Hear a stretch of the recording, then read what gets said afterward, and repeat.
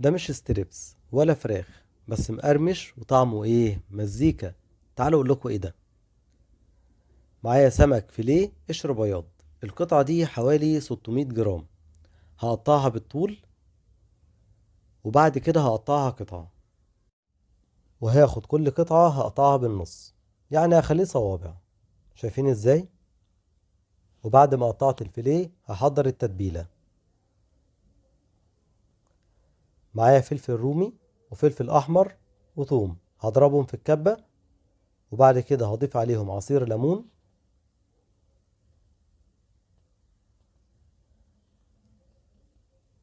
ومعلقة خل، وهضيف عليهم ملح وكمون، وهقلب كويس جدا.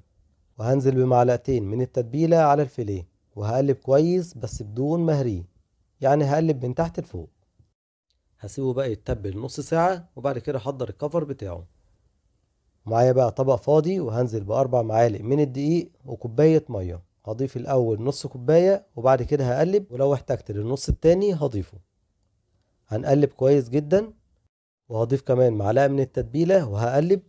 هتديني بقى طعم حكاية. شوية دقيق بقى كده في طبق، وهاخد من الفيليه وهنزل في الخليط، وبعد كده هنزل في الدقيق. هحاول ان انا اغلفه كويس جدا، وبعد كده هنفضه كويس علشان يديني التأثيرات الخارجية ديت. هنعمل واحدة كمان. هاخد قطعة فيليه وهنزلها في الخليط كده، وبعد كده هنزلها في الدقيق، واحاول ان انا اغلفها كويس جدا وهنفضها كويس برضو.